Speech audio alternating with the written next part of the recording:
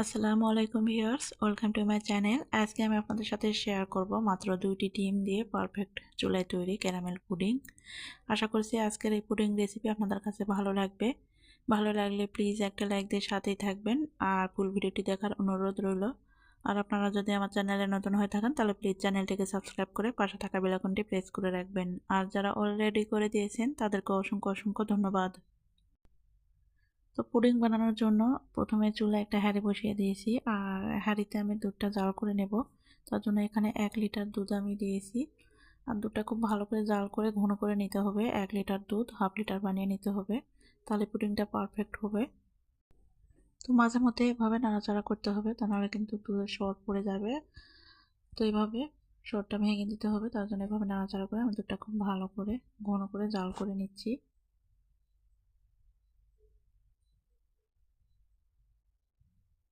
চুলার আঁচটা মিডিয়াম থেকে লোতে রেখে আমি এই দুধটা জাল করে ঘন করে নিয়ে এক সাইডে রেখে দিচ্ছি। দুধটা এদিকে একটু ঠান্ডা হতে থাকুক।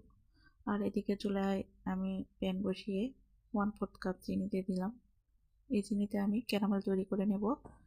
তো চুলার আঁচটা হাই হিটে রেখে এই ক্যারামেল তৈরি করে নিতে হবে। দেখুন চিনি যখন গলতে শুরু করবে সেই পর্যায়ে একটা চামচ দিয়ে আমি নাড়াচাড়া করে নেব আর সম্পূর্ণ চিনিটা গলে যাওয়া পর্যন্ত এভাবে নাড়াচাড়া করব।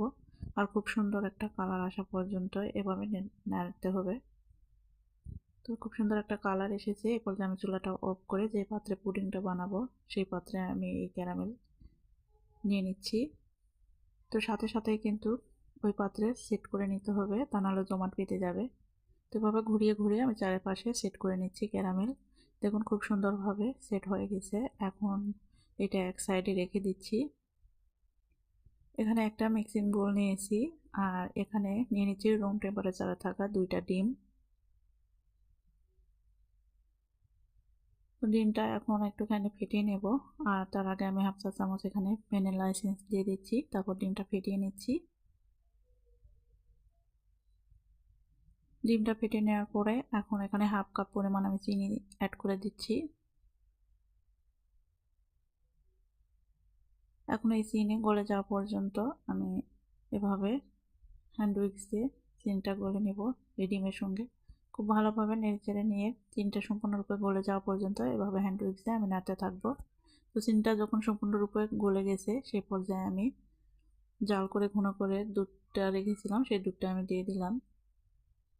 দুধ দেওয়ার পরে এখন খুব ভালো করে মিক্স করে নিতে হবে। আর দুধটা কিন্তু হালকা গরম আছে, একদম পুরোপুরি গরম থাকা অবস্থায় কিন্তু দেওয়া যাবে না। দুধটা একটু ঠান্ডা হয়ে এসেছে সে পর্যায়ে আমি দুধটা দিয়ে দিয়েছি।